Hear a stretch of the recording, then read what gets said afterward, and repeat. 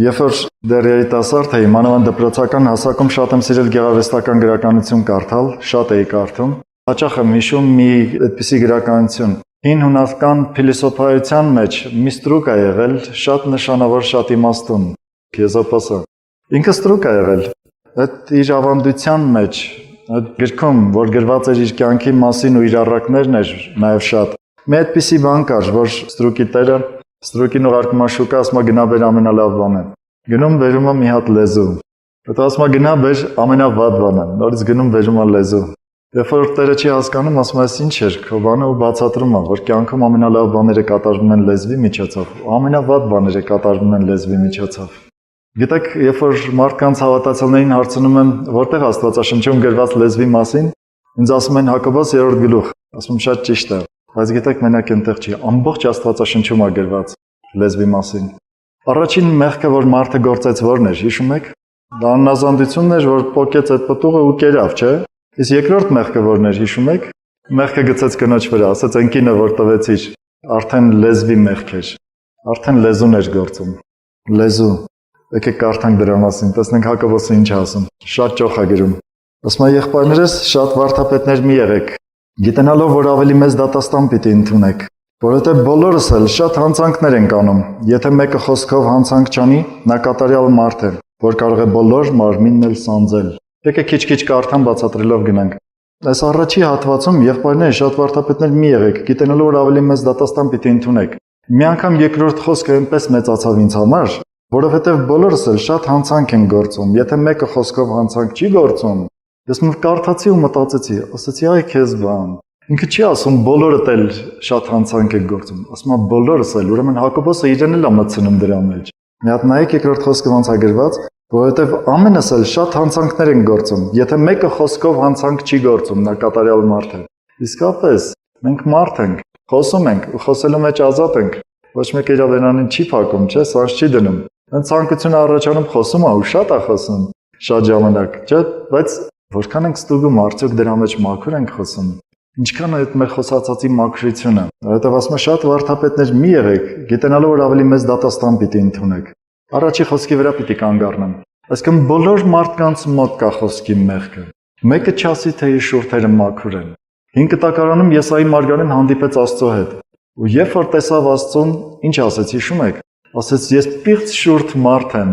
Չասեց պիղծ մարդ եմ ուղղակի, ասեց պիղծ շուրթ մարդ եմ։ Հենց հանդիպեց Աստծո հետ, ճանաչեց իր մեղքը։ Ասեց եւ պիղծ շուրթ ժողովրդի մեջ եմ բնակվում։ Աստծո սրբությունը միայն բացահայտեց, որ ինքը այդքան կեղտոտ բերան ունի, որ կարա պիղծ շուրթ ունենա։ Չգիտեմ, այս բառը հասկանում եք պիղծ։ Հիմա Հակոբոսը զգուշացնում ասում է շատ վարդապետներ մի եղեք, որովհետեւ ավելի մեծ դատաստան պիտի ընդունեք։ Ուղղակի բացատրեմ սա։ Ընդհանրապես վարդապետական պահը, սովորեցնելու պահը, սա դիրք է մարդու սրտի մեջ։ Ես սրա մասին պիտի ասեմ։ Այնքան շատ խոսելը չի, դրա մասին հետո խոսենք, բայց այնքան շատ խոսելը չի, ինչքան սա դիրք է մարդու սրտի մեջ։ Հանդիպել եք մարդիկ, որ ինչից խոսեք սովորացնում են։ Սա ծայրահեղություն է իհարկե։ Մարդիկ կան այդպիսի, ու դրանք հատուկենտ մարդիկ են, որ ամեն ինչից կարծես գաղափար ունեն, ինչից խոսես սովորացնում են։ Պետք է մի քիչ զգուշ լինել, որովհետև մեկ-մեկ մարդիկ կան, որ հաստատ մեզանից շատ բան գիտեն։ Մեկ-մեկ պետք է լսել այդ մարդկանց սովորել, ոչ թե անպայման խոսել ու սովորացնել։ Նույնիսկ մասնագետին իր մասնագիտությունը սովորացնել։ Այսինքն սա պահ է մի հատ, դիրք է մի հատ, որ մարդու մեջ առաջանում է ու խանգարում է, որ մարդը լսող ու սովորող դառնա։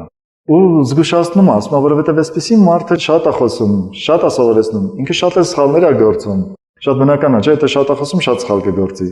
Առակաց 10-րդ գլխում մի հետաքրքիր խոսք է, ուզում եմ ուղղակի կարդալ այս խոսքը։ Այնքան դիպուկ է, հենց կարծես Հակոբոսի շատ զուգահեռ գրված մի խոսք լինի։ Առակաց 10-րդ գլխի 19-րդ խոսքը։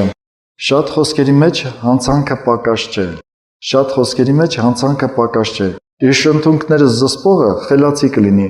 Մեկ-մեկ որ խոսում եմ այսպիսի բաներ կամ տարբեր թեմաներից, մեկ-մեկ առաջարկություններ եմ անում, ասում եմ ուզում եք լավ ճանաչեք խոսքի գործած մեղքը կամ լեզվի սխալները։ Օրինակ առակաց գիրքը շատ արտակարգ խոսում է դրա մասին։ Կարելի է բոլոր այդ տեսակ խոսքերը դուրս գրել ու մի հատ ուսումնասիրել։ Շատ լավ աշխատանք ովքեր սիրում են Աստծո խոսքը ուսումնասիրել։ Ասում եմ շատ խոսքերի մեջ հանցանքը պակաս չէ։ Աստծո իմաստությունն է ասում, դուք հավատում եք սրան։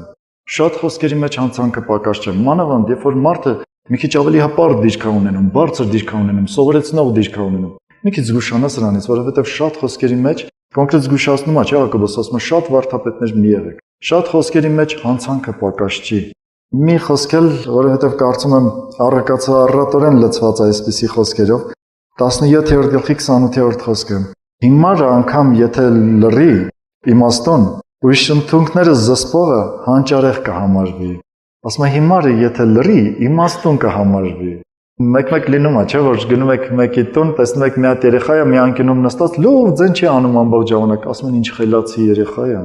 Բայց ինչ գիտես, թող մի հատ խոսի նոր կերևա, խելացի է թե չէ։ Առակացը այս բանը հասկանում է, ասում է եթե հանկարծ մարդը լռի, հիմարը նույնիսկ լռի, ասում է իմաստունի տեղ կանցնի, ես իմ բառերով ասացի արդեն։ Եկեք վերադառնանք Հակոբոսին։ Հակոբոս առաքյալը ոչ միայն ուղղակի ասում է, որ լեզուն շատ մեղք է գործում, ու զգուշացնում է, որ զգուշացեք, շատ բաներ մի խոսեք, որովհետև շատ խոսքերի մեջ հանցանքը անպակաս է։ Նաև դրա ձևն է ասում, ինչպես լուծում տալ։ Նայեք առաջի գլխի 19-րդ խոսքը։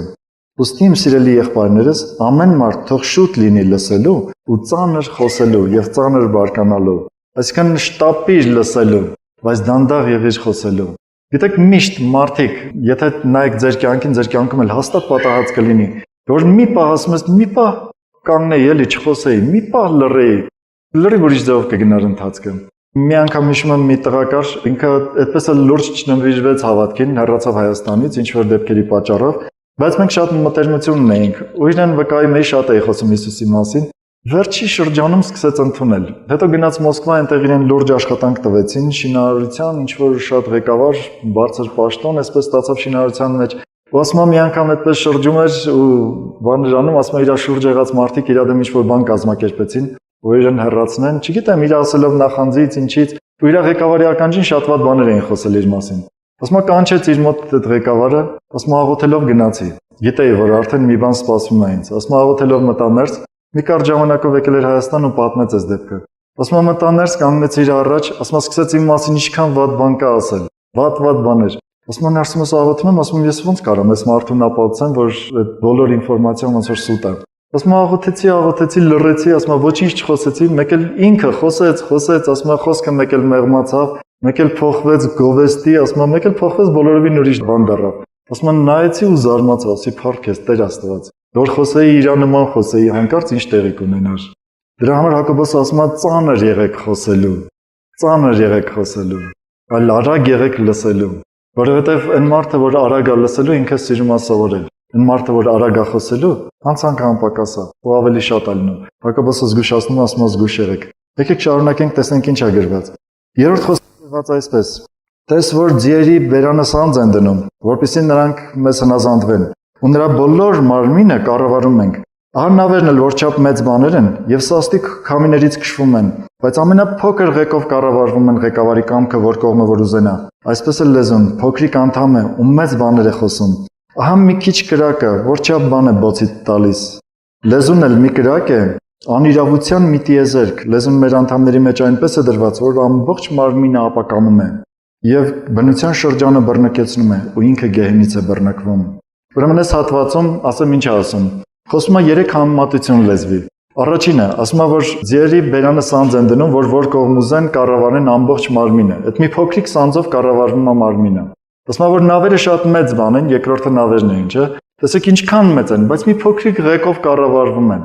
Մի հատ մարդ, որ այդ նավին նույնիսկ եթե թափտա տեղից չի կարող շարժել, բայց կանգնում է ղեկի մոտ, պատտում է աջ ու ձախ, ու նավը խելոք է, հսկա նավը հնազանդվում է իրեն աջ կամ ձախ գնալու։ Ասում է, որ լեզուն էլ մեր անդամների մեջ այնպես է դրված, որ ինքը շատ փուճուր է, բայց ամբողջ մարմինը կարող ապականի։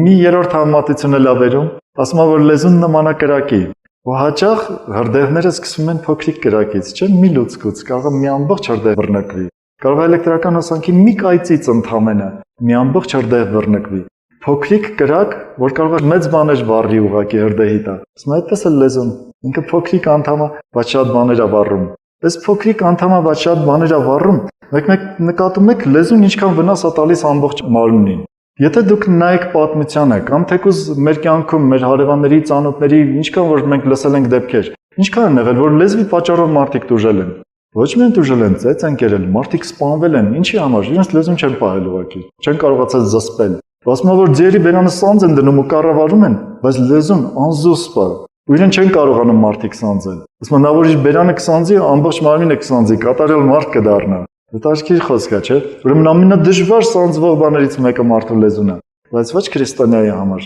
Դուք ունեք Սուրբ Հոգու զորությունը նրան սանձելու համար, ու ամեն կարողություն։ Սրանից տպավորություն չառաջանա, որ մենք ունենք մի անդամ, որը անսանձելի ու վերջ, մեզ կտանի դժոխք, ոչինչ չեն կարող անել, այսպեսի բան չլինի։ Այս բաները խոսում ենք, որ դուք հասկանաք, որ կարող ենք անել, որ ինքը վտանգավոր է, պետք է զգույշ լինել իր հետ։ Առակաց 21-րդ գլխում 23-րդ խոսքում գրված է այդպիսի մի արտահայտություն, որ լեզվի պատճառով մարդու մարմինը կարատուժի, որ մարդը ինքը կարատուժի։ Գրված է կյանքը, մահը լեզվի ձեռքում են։ Կարդացել եք այսպիսի խոսքեր։ Պետք է ուղղակի սա ծայրահեղության չհասցնել։ Իմանալ ինչի մասին է խոսքը։ Դրա համար վերջերս մի հետաքրքիր առակ լսեցի։ Եղբայրներից մեկը մի ուրիշ եկեղեցուց մի այսպիսի առակ պատմեց։ Ասում է ուրեմն մի անգամ ատամները բողոք են ներկայացնում լեզվի դեմ, որ այս լեզվին ուզում ենք մեր մարմնի անդամներից դուրս հանենք։ Հարց է տրվում, ասում է ինչի համար, լեզվին ինչի հեռացնեք։ Ասում է ինքն այնց բաներ է խոսում, որ մեզ են ջարդում։ Ողջացնում եք։ Սա իրականություն է, բայց առակա, բայց ինչքան ճշգրիտ իրականություն է ինքը, չէ՞։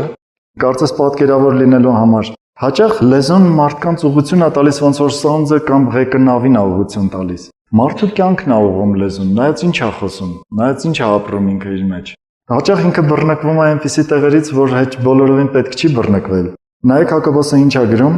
6-րդ խոսքի վերջի հատվածն է, գրված է ինքը գեհենից է բռնկվում, գեհենը դա դժոխքն է։ Գրված է, որ լեզուն այնտեղից է բռնկվում։ Հիսուսը ասաց, որ լեզուն խոսում է սրտի ավելցուկից։ Երբ որ հայերենում կարդում ենք սա, սրտի ավելցուկ, կարծես այդքան հասկանալի չի լինում։ Ինչ է նշանակում սրտի ավելցուկ։ Հիմա բացատրեմ։ Դուք երբևէ եղել ա, որ բաժակը լիքը ջուր լցրած, մինչև բերնաբերան փորձեք տեղափոխել մի սենյակ։ Այդ տեղափոխելու ժամանակ ինչքան եք թափում։ Այսա է սրտի ավելցուկից խոսելը։ Երբ որ մարդը բերանը բացում ու խոսում է, ինքը խոսում է այն ինչ որ բերնաբերան լցրած, այդ վրայի շերտը սկսում է թափվել դուրս։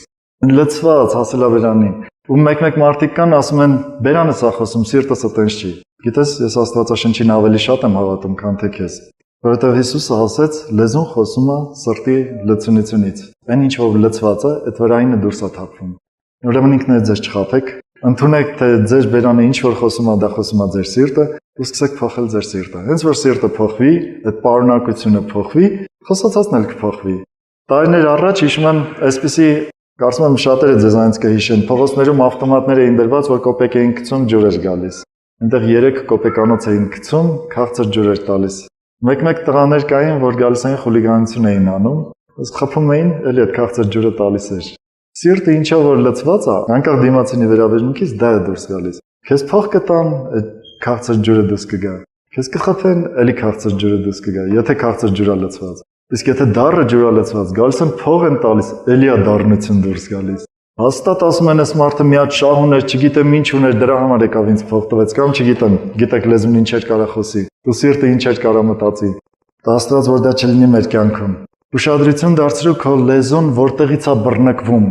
Այդ գիրքը մի հատ խոսելու այդ ոնց ասեմ, կրակը որտեղից է բռնկվում։ Հակոբոսը ասում է, որ շատ հաճախ դա բռնկվում է գեհենից, դժոխքից կարծես թե։ Ուշադրություն դարձրու, եթե դու քրիստոնյա ես, Աստվածավախ մարդ, նայիր քո կյանքին որտեղից է բռնկվում։ Գիտես ինչ եմ ուզում ասել, ամենաշատ գործվող մեղքերը դրանք լեզվով գործվող մեղքերն են։ Շատ ժամանակ մարդիկ չեն էլ նկատում։ Եկեք գոնե մի քանիսը բացատրեմ դրանցից։ Օրինակ դատելը, կարդացել եք, բացեք ինձ հետ Մատթեոս ավետարան 7-րդ գլուխ, առաջի խոսքերը իրար հետ կարդանք։ 7-րդ գլխի հենց սկզբից Մատթեոսը գրում է այսպիսի խոսքեր։ Սրանք Հիսուսի խոսքերն են, որ սովորացնում էր լեռան վրա։ Մի դատեք, որպեսզի չդատվեք։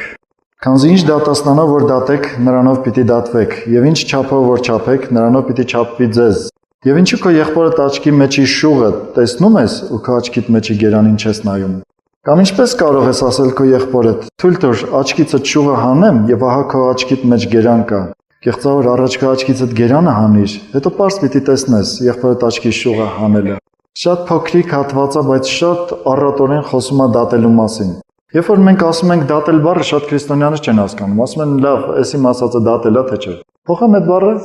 դատել բառը փոխարինենք օրինակ քննադատել բառով։ Հիմա հասկանալի է։ Ասում եմ մի քննադատիր։ Ինչով որ դու քննադատես, նույն բանով քեզ է քննադատվելու։ Նույն բանով Աստված քեզ է դատելու։ Հիմա ինչ չափով որ չափես, ինչ դատաստանով որ չափես, այդ նույն դատաստանը քեզ է գալու։ Դուք նկատել եք երբևէ, որ մեկ էլ հանդիպում եք մի հատ դժվարության, մի հատ հարցի, ընկնում եք մի վիճակի մեջ, մեկ էլ կյանքում յետեք նայում, որ ժամանակին դուք ծիծաղել եք այդպիսի վիճակի մեջ ընկած մարդու վրա։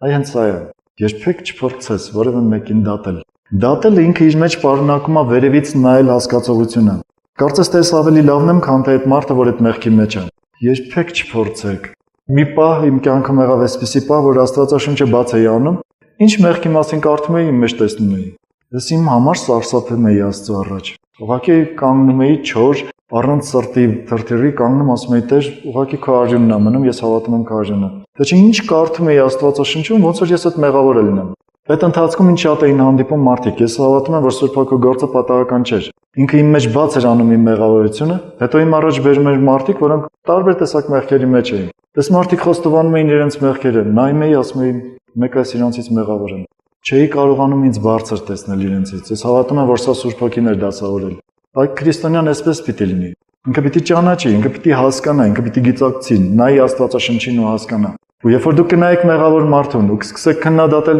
ճիշտ չի սա։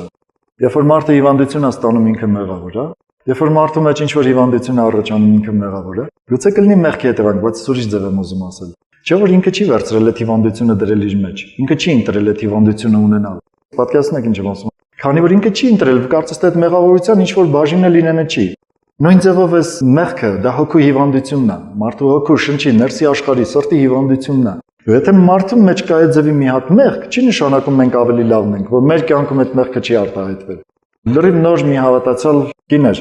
երբ որ ինքը վեր կացավ ու վկայեց բոլորի առաջ, ասում է ամեն անգամ որ քարոզվում էր, որ մարդը մեղավոր է, ասում ես նայում էի մեջ, ասում է ի՞նչն եմ մեղավոր, սա չեմ արել, սա չեմ արել, սա չեմ արել, ասում է Աստվածաշնչյան մեղքերը թվարկում էի, ասում էի չեմ արել։ Ասում եմ մի անգամ աղոթքի ժամանակ ուրեմն Աստված ցույց տվեց մի հատ սիրտ, ասեց սա քո սիրտն է, ու մեկ էլ սիրտը ճեղքվեց, բացվեց, ասում է տեսա մեջը լիքը շատ սև կետեր կան։ Ասեց սրանք են մեղքերն են, որոնք քո կյանքում ծիլ չեն տվել, բայց կան քո սրտի մեջ։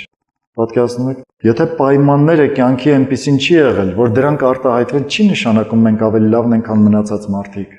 Ոչ մեկը մանյակ չի ծնվում, ոչ մեկը մարդասպան չի ծնվում։ Կյանքի դաստիարակության դեպքերի ընթացքի մեջ մարդիկ դառնում են այդպեսին։ Ու մեղադրելի չի, եթե ես լինեի այդ դեպքերի մեջ չգիտեմ ինչպեսին կլինեի։ Ու ես մեկ-մեկ ինձ բռնացրել եմ մեղքերի մեջ, ասել եմ Տեր, փառք քեզ, որ ինձ կյանքի այս ճանապարհն ես բերել, որովհետև ուրիշ պայմաններում ես հաստատ կլինեի այդ մանյակը, այդ մարդասպանը, չգիտեմ ով։ Ուղղակի ես հավատում եմ դրան, ու ոչ միայն հավատում, ես վստահ եմ դրան, որ եթե պայմանները այդպեսին լինեն, ես կլինեի դա։ Ես չեմ, իմ շնորհքը չի, Աստված պահելա ձեռքերի մեջ բերել հասցրելա, ես իրավունք չունեմ վերևից նայել ուրիշներին։ Ու քննադատական, դատողական մտքեր ունենալ այդ մարդկանց նկատմամբ։ Զգուշ եղեք դատելուց։ Հաճախ այն բաները, որ դուք կդատեք, կքննադատեք ուրիշ մարդկանց մոտ, մեկ էլ կտեսնեք դուք եք ընկնում այդպիսի վիճակի մեջ։ Այս խոսքն է կատարվում. մի դատեք, որպեսզի չդատվեք։ Ինչ չափով, որ դուք եք չափում, այդ չափով ձեզ պիտի չափվի։ Ասում եմ, ինչու քո եղբորը աչքի շուղը տեսնում ես, քո աչքի գերանը չես տեսնում։ Սա գիտեք չէ ինչքան բացահայտ բան է մեր մարդկանց կյանքում։ Մարդիկ մեկ էլ մատներով ցույց են տալիս մեկին, այ դու ես մեղքը, բայց մեկ էլ իրենց չեն նայում, որ իրենք ինչքան մեղքեր։ Երանք թե մարդիկ սկսեն իրենցից, ու որպես քրիստոնյա ճիշտ է սկսել մեզանից։ Ու լեզվի ամենացավոտ բանը դա քննադատական վերաբերմունքն է։ Լեզվի ամենացավոտ մեղքը դա քննադատությունն է։ Այսօր նայես բոլորը քննադատում են։ Ներքևում եղողները քննադատում են վերևում եղողներին։ Չգիտեմ բոլորն են քննադատում։ Սա շատ ցավոտ բան է, որովհետև Աստվածաշունչը ասում է ձեր ղեկավարությանը, կառավարությանը դեմ դուրս եկաք, Աստծուն եք դեմ դուրս գալիս։ Ում եք քննադատում, դուք քննադատում եք Աստծուն վերջի վերջը։ Սրանում պետք է շատ զգուշ լինել։ Ասում առաջ քո աչքից շուղը հանիր, մի խոսքի վրա ուշադրություն դարձրեք։ Երրորդ խոսքը 7-րդ գլխի։ Ինչու քո աղբորը աչքի մեջի շուղը տեսնում ես, քո աչքի մեջի գերանին չես նայում։ Հիսուսը չասեց չես տեսնում, ասեց չես նայում։ Մարդիկ չեն սիրում իրենց մեղքերը տեսնել։ Չեն սիրում նայել իրենց մեղքերին։ Դրա համար Հիսուսը չասեց նրանը տեսնում ես, քոնը չես տեսնում, ասեց նրանը տեսնում ես, քոնին չես նայում, որ նայես հաստատ կտեսնես։ Միթե Աստված ուզում է, որ մեզանից մեր մեղքերը ծածկված լինեն։ Մի ուրիշ բան կա, որ շատ հաճախ լեզվով մեղք է գործվում, դա չարախոսելը կամ բամբասելն է։ Հենց ինքը Հակոբոսը դրա մասին գրում է 4-րդ գլխում արդեն 11-րդ խոսքում։ Իրար մի բամբասեք եղբայրներ, նա որ իր եղբորը բամբասում է կամ իր եղբորը դատում է, օրենքն է բամբասում եւ օրենքն է դատում։ Ապա եթե օրենքը դատես, դու էլ օրենքը կատարող չես, հապա օրենսդիր ու դատավոր ես։ Ով է իր վրա վերցնում ես դիրքը, ինքը օրենսդիր ու դատավոր լինի։ Պետք է զգուշանալ սրանից։ Բայց ասեմ ինչ բան է բամբասելն ու չարախոսելը, որովհետև սրա մեջ էլ շատ հարցեր են առաջանում։ Գիտեք, չարախոսել, հենց ինքը բառը ասում է, չար բաներ խոսել։ Եղել է դեպքեր, որ մարդկանց հետ խոսում եմ, ասում եմ, «Մեզ բանը պիտի չասեիր»։ Ասում եմ, «Ոչ ճիշտն եմ ասել»։ Ասում եմ, «Քո կյանքի ճիշտ թերությունները ուրիշին ասելու լավ կլիներ, քեզ դուր կգար»։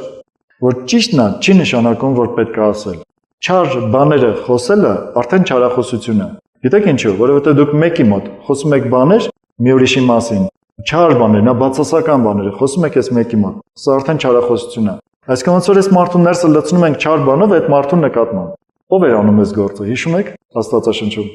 Սատանան։ Գրված Աստծո մոտ նա չարախոս էր։ Ու գրվածը չարախոսը ընկավ, բարեխոս նստեց նրա կողքին։ Ուզում եք Հիսուսին նմանվել, փոխեք չարախոսությունը բարեխոսության։ Տեսեք, ամենալավ ու ամենավատ բաները կատարվում են լեզվով։ Մի փոքր գոնե բացեմ սա։ Այսպեսի մի հատկություն կա։ Օրինակ ես մեկի հետ կռված եմ։ Մեկը իմ մոտ է գալիս մի հատ ուրիշը, որը էլի այդ նույն մարդու հետ կռված է։ Ու սկսում է իմ ականջին խոսել բացասական բաներ այդ մարդու մասին։ Ինձ այնքան հաճելի է լինում։ Մի քանի բառ էլ ես եմ ավելացնում իր ասածի վրա։ Պատկերացնեք, սա ինչքան տհաճ մի բան է։ Ու գնում է չարության մի հատ խմորում, բարձրացում, եռացում, ոնց որ չարությունը դրել ու բազմացնում ենք մենք։ Ես լցնում եմ իր մեջ, ինքը լցնում է իր մեջ ու սենց բազմացավ ուռեց։ Սա ճիշտ չի։ Չգիտեմ, Աստծո ներկայությունը փչացրեցինք, Աստծո գործը փչացրեցինք։ Ու մանավանդ եթե խոսում ենք Աստծո մարդկանց նկատմամբ, սա նշանակում է մենք Աստծո նկատմամբ ենք խոսում։ Հիսուսն ասաց նրանցից ամենափոքրին ինչ արեցիք, ինձ արեցիք։ Թեկուզ ճիշտ լինեն այդ խոսքերը, բայց մեկը ուրիշի բացասական գծերը մի ուրիշ տեղ ասելը սա արդեն չարախոսություն է։ Երբ որ Սատանան նստած էր հոր աջ կողմում, նստած չէր հոր աջ կողմում, հոր առաջ կանգնում էր Աստծո առաջ ու չարախոսում էր իր ժողովրդի մասին։ Ինչ է կարծում, ամեն ինչ սուտ էր ասում։ Որ Սատանան մտքին չէր դրել Աստծուն խաբել։ Ինքը ճիշտ մեր թերություններն էր ասում Աստծուն։ Ու այդ թերությունները շատ ճիշտ էր ասում, մեր մեղքերն էր ասում։ Բայց սա չարախոսություն էր։ Իսկ հիմա որ Հիսուսն է նստած, նայում է մեզ, մենք երկրի վրա մեղք ենք գործում, ինքը կանգնում է հոր առաջ, ասում է հայր, նայ իր վերքերից, այս վերքերը ստացել եմ իրենց համար։ Նրանց քավությունը կատարվել է, ես եմ այդ քավությունը։ Այդ մեղքերի զոհը կատարվել է։ Իր վրա է վերցնում ամեն ինչ ու թույլ չի տալիս որ անցնի իրենից։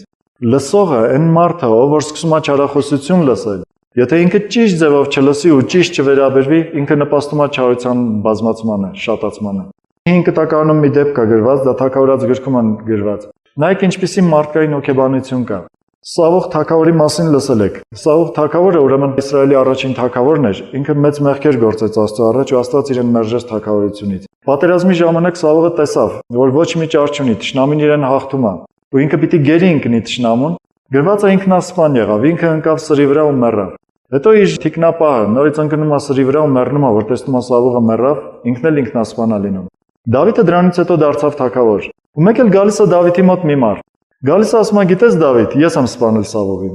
Ինչ է կարծում, այս մարդու սրտում ինչը պիտի շարժեր, որ գար սուտ խոսեր Դավիթին դրա համար։ Մտածում էր, որ Սավողը Դավիթի թշնամին էր, ես էլ ասեմ, որ ես եմ սպանել Սավողին, ինձ պիտի բարձրացնի։ Դավիթը նայեց, ասեց, ոնց համարձակվեցիր Աստծո օծյալի վրա ձեռք բարձրացնել։ Ու իր ծառաներից մեկին ասեց սրան սպանեք։ Իր բերանը վկայեց, որ ինքն է սպանել։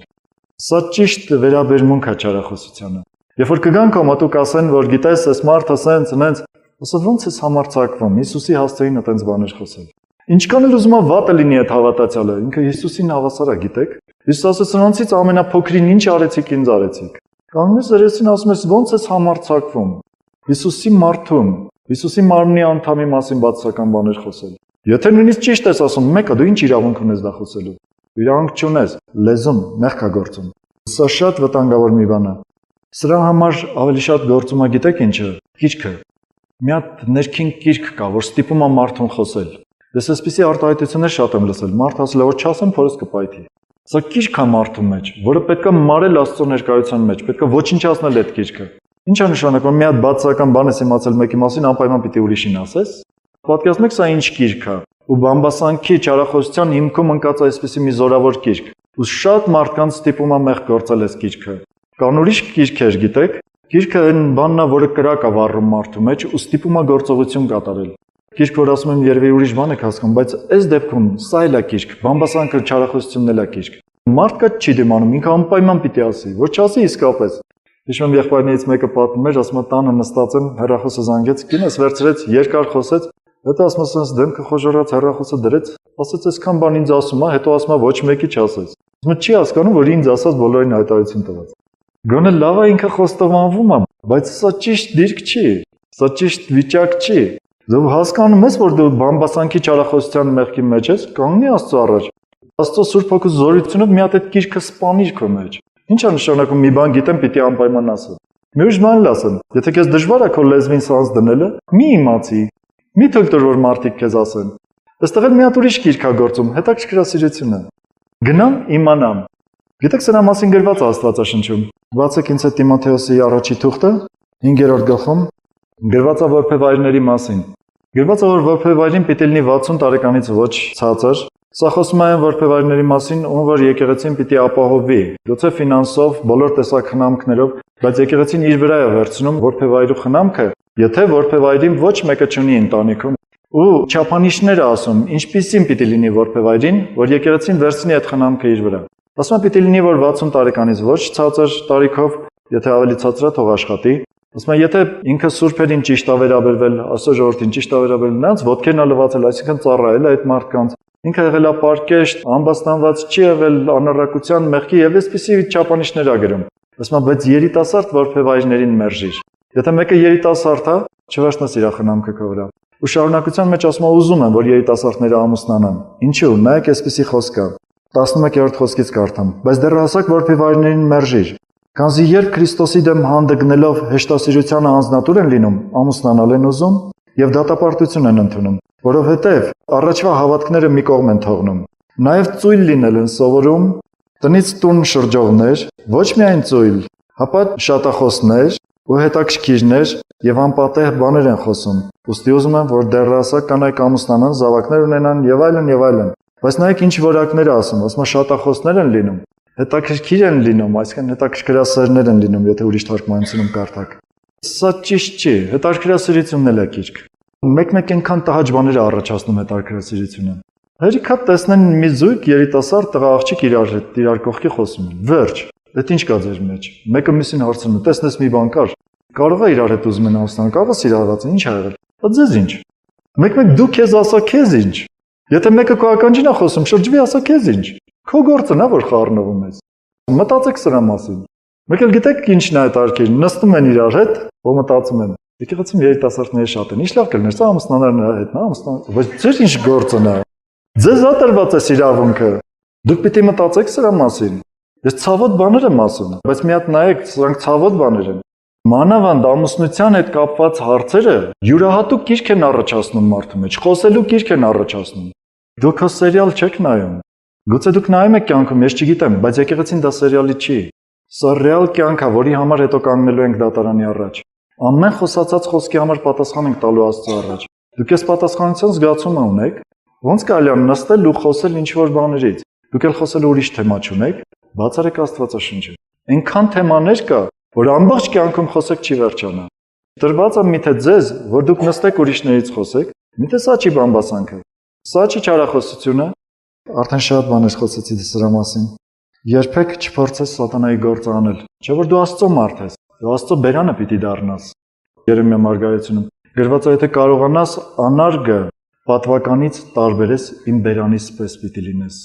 Ուզում եք Աստծո բերանի պես լինել։ Խոսել են ինչ որ Աստված է ուզում որ խոսեք։ Ես մի հատ խոսեմ սրա մասին, որովհետև կարևոր է, դու պիտի հասկանաս, որ եթե դու Աստծո մարդ ես, դու դառել ես Աստծո բերանը, ուզես թե չուզես։ Ու քո բերանից միայն մաքուր ջուր պիտի դուրս գա։ Հակոբոսի թղթում 3-րդ գլխում եկեք շարունակենք մի քիչ կարդալ։ 8-րդ խոսքից եմ կարդում, բայց լեզուն մարդկանցից մեկը չի կարողանում նվաճել։ Նա անզուսպ չար է։ Այս գիրքի մասին է խոսում։ Նա անզուսպ չար է։ Ու մահաբեր թույնով լեցուն։ Նրանով օրհնում ենք Աստծուն ու Հորը եւ նրանով անիծում ենք մարդկանց, որոնք Աստծո նմանությունով ստեղծված են։ Պատկերացնում եք ինչ չարություն է լեզվի մասին խոսում։ Միևնույն բերնից դուրս են գալիս օրհնություն ու անեծք։ Եղբայրներս, պետք չէ որ սա այսպես լինի։ Միթե մի աղբյուրից միևնույն բերանից անուշ ու լեղի է բխում։ Միթե նույն աղբյուրից կարող է երկու տեսակ ջուր բխի։ Դրա համար այն սկզբում, որ ասում էր ինքը գեհենից է բռնկվում, գեհենից է դուրս գալիս այդ կրակը լեզվի։ Մի հատ իսկապես նայեք ձեր սրտերի մեջ։ Ձեր խոսելու կիրքը, ձգտումը որտեղից է դուրս գալիս։ Ինքը որտեղից է բռնկվում։ Աստծո կամքի համեմատ է, Աստծո սիրո համեմատ է, Աստծո խոսքի համեմատ է։ Աստծո թեմաներով է, սրբության, անմեղության մեջ է, թե իսկապես բռնկվում է բամբասանքից, չարությունից, այն կիրքից, որ ուզում է հետաքրքրասիրությունից, որ ուզում է մի բան իմանա, մի հատ ուրիշին էլ պատմի այդ իմացածը։ Սա բամբասանք է։ Մի քանի անգամ ասել եմ այս բանը, էլի կասեմ։ Ամերիկացի մի շատ օրհնյալ ուսուցիչ էր եկել Հայաստան, ու մի բան խոսեց եկեղեցու մասին, մի նմանություն բերեց, ասես Նոյան տապանի համար, գիտեք որ Նոյան տապանը դա եկեղեցու խորհրդապատկերն է, ովքեր մտնում են մեջը, նրանք փրկվում են, ովքեր դուրս են դրանից, նրանք պիտի կորեն։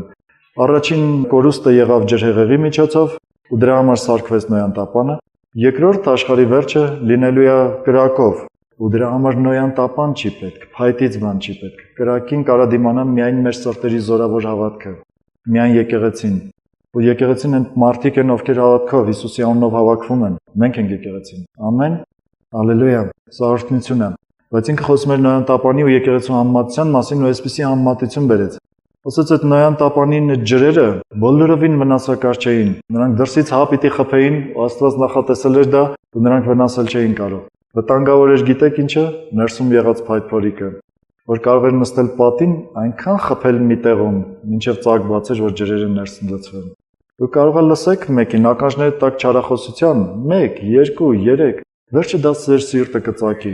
Ես չեք նկատել, որ մեկի մասին մի հատ բացասական բան եք լսում, հետո այդ մարդու հետ հանդիպում եք, դա անմիջապես գործում է ձեր մեջ։ Նկատել եք այսպիսի բաներ, ուրեմն փակեք ձեր ականջները, ավելի լավ է չիմանամ, քան թե իմանալով սխալ դիրք ունենամ մարդկանց նկատմամբ։ Համաձայն չեք սրա հետ։ Շատ դեպքերում ես եմ մարդկանց ասում, տեսեք գալիս են իմ մոտ, խոսում են ինչ-որ բաներ, ինձ այնց շատ երևի ոչինչ չեք լսում, բայց ես փառք եմ տալիս Աստծուն մոռանալու ընդունակության համար։ Ու դուք էլ փառք տվեք Աստծուն դրա համար։ Ամենալավ բանն է, մեր անձերի պաշտպանությունն է մոռանալը։ Երբ որ ձեր ականջը տալիս եք վերջը դա ձեր սիրտը կծակի, մի թույլ տվեք։ Ու մեկ մարդկանց ասեք՝ մի ասա, ես չեմ ուզում լսեմ։ Դե այդքան ինֆորմացիա, որ ինձ է գալիս, մեկը այս շատ տեղերում ասում են պետք չի որ ինձ ասեք։ Պետք չի, այդ բանն էլ մի ասա։ Մեկ գալիս են մարդիկ ասում են չգիտեմ, ասեմ թե չասեմ, ասում են մի ասա։ Վստակ մի ասա։ Եթե դու արդեն կասկածում ես, պիտի ասես թե չասես, ավելի լավ է չասես։ Լուծեք ինքներդ, շատ ձեր հարաբերություններ, Աստվածաշունչը ինչքան օրհնյալ խորհուրդներ է տալիս։ Բոլորը կարելի է օգտագործել սիրով, Աստծո Սուրբ Հոգու ներգործությունով լուծումներ տալ։ Ես Աստված չեմ ու չեմ կարող մտնել ձեր տուն, ձեր սիրտը ու տեսնել թե դուք ինչպես եք իրար կողք նստած բամբասում կամ ձեզ հանդիման են։ Չէ, ես դա չեմ անի։ Իմ գործը սովորացնելն է, այստեղից խոսելը։ Ձեր գործը այդ խոսածվածը կիրառելն է կյանքում, որովհետև դատաստանի օրը Աստված կպահանջի։ Ինձ այնց կպահանջի, կասի ինչի ես մարդկանց չէի սովորացնում։ Բայց երբ որ սովորացրած լինեմ, ել ինձ այնց չի պահանջի, կշրջվի ձեզ, կասի ինչի չէի կատարում։ Լավ, ուզում եք, որ այս պատասխանատվությունը ձեր վրա չլինի։ Դատաստանի օրը պիտի գա, անկախ նրանից մենք դրան հավատում ենք, թե չենք հավատում։ Ուրեմն ձգտեք կյանքի ամբողջ ընթացքում այն բոլոր բաները, որ գրված են Աստվածաշնչում, հստակությամբ կատարել։ Մանավանդ այն բաները, որոնք բացված են ու դրանց մասին քարոզվում ու խոսվում է։ Մեկ-մեկ այսպիսի տպավորություն է առաջանում։ Եթե պիտի նստենք, ոչ մեկի կյանքի ոչ բարին, ոչ վատը չխոսենք, այլ ինչից պիտի խոսենք։ Տարիներ առաջ հիշում եմ մի այդպիսի վավերագրական կարճ հումորային ֆիլմեր կային, կոչվում էր Ֆիտիլ, կհիշեք դա։ Ռուսական նկարահանված, ուրեմն այդ ֆիտիլներից մեկում այսպիսի բան էր նկարահանված։ Կոլեկտիվում ինչքան հիշում եմ, կարող եմ մի քիչ բաներ անճշտությունով պատմեմ, որովհետև շատ տարիներ առաջ եմ տեսել։ Ուրեմն կոլեկտիվում մեկը լինում է հարբեցող, հայհոյող, չգիտեմ, այսպիսի մի վատ մարդ։ Սրան տանում են բժշկի մոտ, ասում են ինչ կլինի, իր մտքից այդ հայհոյանքի բոլոր բառերը ջնջի։ Սրան քննացնում է, ինչ որ ապարատներ ա միացնում գլխին այս բժիշկը, հետո մեկ էլ այս ապարատները անջատում, ասում է վեր ջնջված է։ Այս մարդը վերակենում նստում է, բերանը բացում, փակում է, ոչ մի բառ դուրս չի գալիս վերանից։ Նայում են, խոսացնում են, չի խոսում։ Վերջը հասկանում են, ասում են իր բառապաշարում ուրիշ բառ չկար։ Մենք չլինենք դրա նման։ Եթե պիտի չխոսենք մարդկանց չարություններից, մարդկանց կյանքից, այն բաներից, որ ասացի, ու չլինի բամբասանք, չլինի չարախոսություն, չլինի դատել, չի նշանակում մենք ուրիշ բան չունենք խոսելու։ Այնքան լավ բաներ ունենք խոսելու։ Ասեմ ինչ էր, մի հատ նայեք ձեր կյանքին, ինչ հարաբերություն ունեք Աստծո հետ։ Բայց չասես այսօր առավոտը աղոթեցի, սենց բան ստացա Աստծոց։ Սենց մի հատ լավ բան ասեց, օրհնվել եմ այսօր էլ ասելու չի։ Չասես Աստվածաշունչը կարդալուց սենց բան հանդիպեց, որ մինչև հիմա չէի տեսել։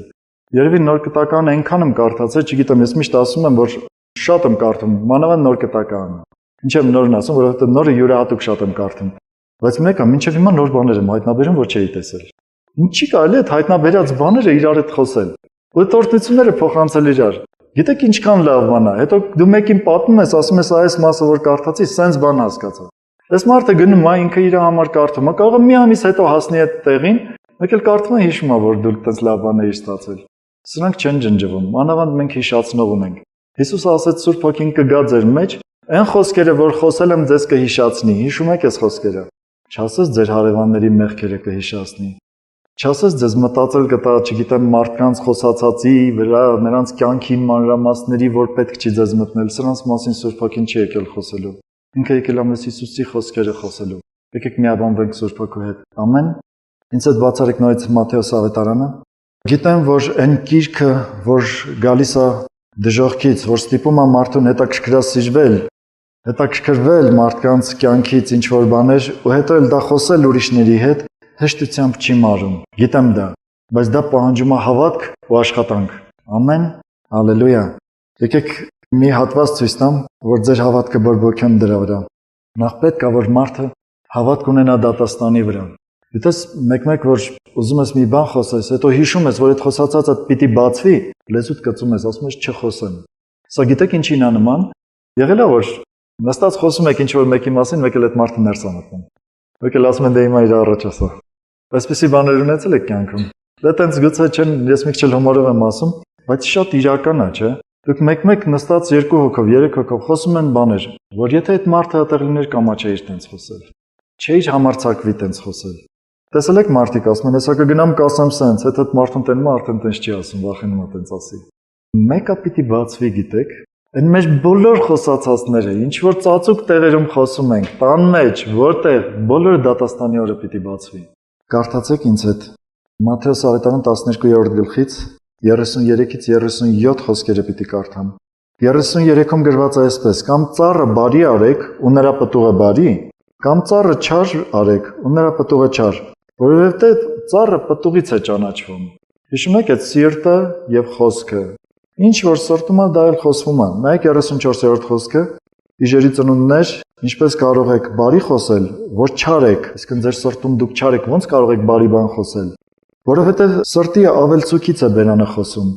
Սա արդեն բացատրեցի ինչպես։ Բարի մարդը իր սրտի գանձից բարի բաներ է հանում, չար մարդը իր սրտի չար գանձերից չար բաներ է հանում։ Բայց ձեզ ասում եմ, թե ամեն դատարկ խոսքի համար, որ մարդիկ խոսում են, դատաստանի օրը հաշիվ պիտի տան։ Որովհետև քո խոսքերից պիտի արդարանաս, ու քո խոսքերից պիտի դատապարտվես։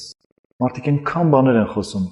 Բաներ կան, իհարկե, այս լեզվի բոլոր մեղքերը չխոսեցի։ Խոսեցի ամենավնասակարները, որոնք գործում են մարդկանց մեջ։ Մանավանդ եկեղեցու համար շատ վնասակարները, որովհետև մարդկանց տրամադրվում են իրար առաջ, փչացնում են հարաբերություններ։ Բայց մի հատ այսպեսի բան ասեմ։ Այդ գլուխ գովացել եք դուք։ Նոր կտականում գրված է, ասում են նա չի ընտրվածը, որ ինքը իրեն գովում է։ Նա է ընտրվածը, ում որ Աստված է գովում։ Երկրորդ Կորինթացիների 10-րդ գլխի վերջի խոսքը։ Նկատել եք այդպիսի մարդիկ։ Մեկ-մեկ մարդկանց հետ խոսում ես, ասում ես հավատքը, Հիսուսը եւ այլն, ուզում ես մի բան փոխանցես այս մարդուն, ասում ես այնքան շատ եմ հավատում։ Ասում եմ արդեն տեսա ինչքան ես հավատում։ Եթե դու քո հավատքը կարաս տենց գովես, ես այնքան շատ եմ հավատում, աշխարհում ոչ մեկը իմ չափ չի հավատում։ Ես այնքան շատ եմ Աստծուն սիրում։ Արդեն հասկանալի է, գլուխ է գովում։ Բնակ իմ համար ասեմ, ես հավատում եմ, որ իմ սրտում արդեն շատ բաներ համահանջում են Աստծո հոգու սրտի հետ։ Բայց sense մի բան կա։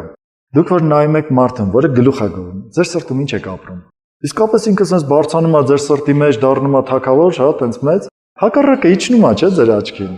Աստծո աչքին էլ է տենց։ Եթե մեկը սկսում է ինքը իրեն գովել, ես sense, ես նենց, ու մանավանդ այդ գովելու մեջ մեկ-մեկ մարդիկ այնքան են չափազանցնում։ Ուրիշի արածները վերագրում են իրանց։ Այնքան ճոխացնում են, եթե մի փոքր բան արել այսքան մեծ են ցույց տալիս։ Այդ ամեն ինչ անում են, որ իրանց փառքը մեծ լինի։ Այդ մարդը ավելի է իջնում քո աչքին։ Հիշում եմ անհավատ ժամանակ նստում էինք, որ մեկը տենց սկսում էր գլուխ գովել, ուղղակի ծիծաղում էինք։ Ոչ ասում էինք սուտ ես խոսում, ոչ մի բան, նայում էինք իրան ու սկսում էինք ծիծաղել։ Մեր համար դա հումորի երեկո լիներ ոնց որ։ Եթե մեկը ինքը իրեն գովում էր։ Աստծո խոսքը պարզ ասում է, քո բերանը քեզ չգովի, ապա ուրիշը թող քեզ գովի։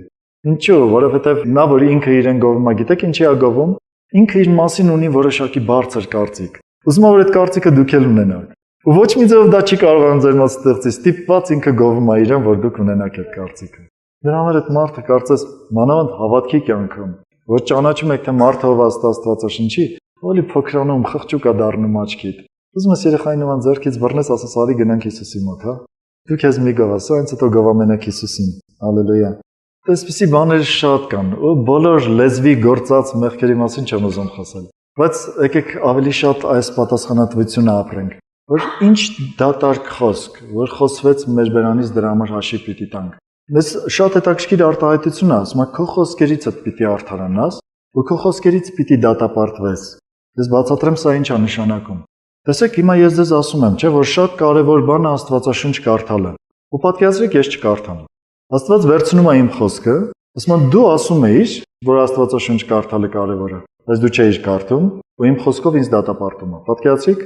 ես ձեզ սովորացնում եմ, որ աղոթելը, բարեխոսելը, չգիտեմ, աղոթքի տարբեր տեսակները, գոհանալը Աստծուց շատ կարևոր է, ու Աստված ուզում է, դա ձեր անձի համար է ուզում, իմ համար չի ուզում։ Որ դու կանգնեք Աստծո առաջ ու աղոթեք, դուք կլցվեք Աստծո ներկայությունով։ Փառք Հիսուսին դրա համար։ Բայց մի պահ նայեք, եթե ես սովորացնեմ սա ու ես չանեմ սա, իմ բերանը ինձ դատապարտում է դատաստանի օրը։ Հասկանում եք։ Դուք եղել եք մարդուն ասեք սուտ մի խոսա, հետո գնում եք դուք եք սուտ խոսում։ Քո բերանը քեզ դատապարտում է։ Քո բերանից դուրս եկած խոսքը քեզ դատում է, զգուշացեք այս հարցում։ Հասկանում եք ինչա նշանակում, որովհետև քո խոսքերիցդ պիտի արդարանաս։ Եթե ես ձեզ սովորացնում եմ մի բան ու իմ սովորացրածը ես անում եմ, իմ խոսքերով ես արդարանում եմ։ Պատկերացրեք, եթե ես նույնիսկ սխալ եմ հասկացել մի բան, բայց ես դա այդպես սովորացնում ու այդպես անում եմ, այսինքն ես անկեղծ եմ Աստծո առաջ, այս այդ խոսքերը ինձ արդարացնում են։ Հետո Աստված կուղի իմ այդ սխալը, կսովորացնեմ սրանից հետո ճիշտը ու կանեմ ճիշտը։ Բայց անկեղծությունը ամենակարևոր բանն է, որովհետև քո խոսքերից պիտի արդարանաս ու քո խոսքերից պիտի դատապարտվես։ Մարդիկ շատ են, երբ որ խոսում են մի բան, անում են ուրիշ բան։ Այս սա ամենացավոտ բանն է։ Ու մեկ-մեկ ես մարդկանց հարցնում եմ, որն է ավելի ծանրակշիռ, խոսքը թե գործը։ Շատ հին մի այսպիսի հումոր կա, երկու ընկեր իրար հետ վիճում են։ Ասում է բժնիա թե բջնիա, հանքային ջուրը գիտեք։ Ու երկու ընկեր իրար հետ վիճում են, մեկը ասում է բժնիա, այն մյուսը ասում է բժնիա։ Այնքան են իրար հետ վիճում, մեկը ասում է լսի, ախր ես շշի վրա եմ կարդացել։ Ասում է հիմա ինչ չես հավատում շշին, ես հավատում։ Սա հին հումոր է, բայց մարդու բերանի խոսքն ու գործը որքան են համապատասխանում իրար։ Բացեք ինձ այդ Տիտոսի թուղթը։ Այս սա է դատապարտությունը, երբ որ մարդու բերանի խոսքն ու գործը չեն համապատասխանում։ Տիտոսի թուղթ առաջին գլուխ 16-րդ խոսք, վերջի խոսքն է առաջի գլխի։ Գրված է մարդկանց մասին, ասում է. խոստովանում են,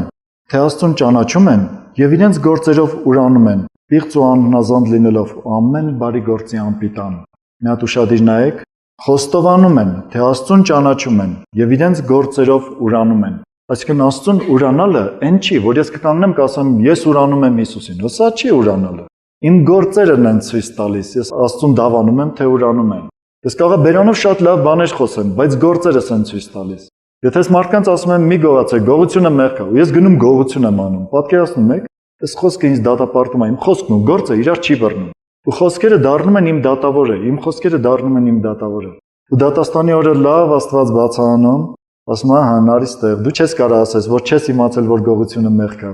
որովհետև դու ասել ես դա, ու ինքդ գողություն ես արել։ Ոչ թե չես իմացել, որ սուտ խոսելը մեղք է, այլ իմացել ես, որովհետև դա ասել ես քո բերանով, ու դու ինքդ սուտ ես խոսել։ Պատկերացնեք ինչպիսին է լինում դատաստանը ու դատապարտությունը։ Դրա համար այս խոսքերը շատ իրական են, որովհետև քո խոսքերիցդ պիտի արդարանաս ու քո խոսքերիցդ պիտի դատապարտվես։ Լավ հեռու չգնանք։ Ես Աստծո մասին եմ խոսում, կարող է շատ բարձր ու վերացական լինի ձեր համար։ Մի հատ նայեք, եթե ձեր ընկերուհին, եթե ձեր ընկերը դες ասի մի բան ու անի ուրիշ բան, ինչին կհավատաք, իր ասածին թե գործածին։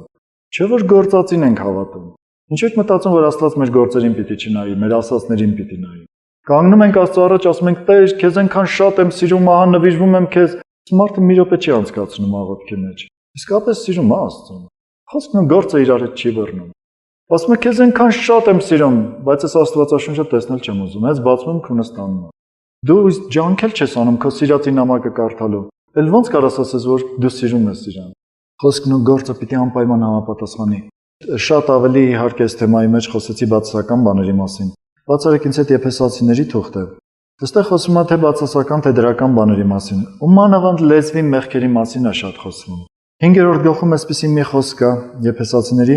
ասում է, որ անհավատների մեջ թաքուն գործված բաների մասին խոսելը անգամ մեղք է։ Կարդացել եք այսպիսի խոսք։ Չեմ ուզում դրանց բոլորի տեղերն ասեմ, դա 12-րդ խոսքն էր, բայց եկեք հիմա 4-րդ գլխի վերջի հատվածը կարդանք։ 29-րդ խոսքից։ Տեսեք, միայն Հակոբոսը չի գրում դրա մասին, բոլորն են գրում։ 29-րդ խոսքում. Բնավ ձեր բերանից ապականյալ խոսք դուրս չգա, ապա ինչը որ լավ է, պետք եղած շինության համար, որպեսզի լսողներին շնորհք տա։ Երբ որ դուք նստած եք մեկի կողքին ու խոսում եք, դու երբևէ մտածում եք, որ ձեր խոսածածը այդ լսողին շնորհք տալիս է, թե չի տալիս, թե վնաս է տալիս լսողին։ Քննեք ձեր խոսքերը, որովհետև այդ խոսքերի համար կանգնելու եք դատարանի առաջ։ Ու խոսքը շատ հստակ է ասում է խոսեք բաներ, որոնք լսողներին շնորհք տան, շինություն գործեն մարդկանց մեջ։ 30-րդ խոսքում գրված է. «Եվ Աստծո Սուրբ Հոգին մի տրտմեցրեք, որով կնքվեցիք փրկության օրվա համար»։ Այսինքն մեր խոսքերից, մեր սխալ խոսքերից մենք կարող ենք մեր մեջ բնակված, մեզ շատ սիրող Սուրբ Հոգուն տրտմեցնել ուղղակի։ Որ կարող է նույնիսկ չնկատենք, թե մենք ինչու ենք տխուր, որովհետև իր զգացմունքները կարող է փոխանցվեն մեզ, եթե մենք որոշ զգայունություն ունենք Սուրբ Հոգու նկատմամբ։ Շարունակեմ. ամեն դառնություն, բարկություն, սրտմտություն, աղաղակ, հայհոյություն վերցվի ձեզանից ամեն չարությունների հետ միասին։ Խոսում է բոլորը լեզվի մասին։ Ասում ամեն բարկություն, դառնություն, սրտմտություն, աղաղակ, հայհոյություն վերցվի ձեզանից ամեն չարությունների հետ միասին։ Իրար հետ քաղցր եղեք, գթած, ներելով իրար, ինչպես Աստված Քրիստոսով ներեց ձեզ։ Օրհնյալ խոսքեր են, հա։ Ես քեզ առաջարկում եմ։ Հիմա ոտքի կկանգնես ու որոշում կկայացնես Աստծո առաջ, որ ոչ մի ապականյալ խոսք, որ ոչ մի չարախոսություն, ոչ մի բամբասան քո բերանից դուրս չգա։ Միայն քաղցր խոսքեր եւ խոսքեր, որոնք օգտակար են լինելու շուրջ եղող մարդկանց։ Ձեր բերանի խոսքերը ձեզ պիտի արդարացնեն ու պիտի դատապարտեն։ Կանգնենք Հիսուսի առաջ։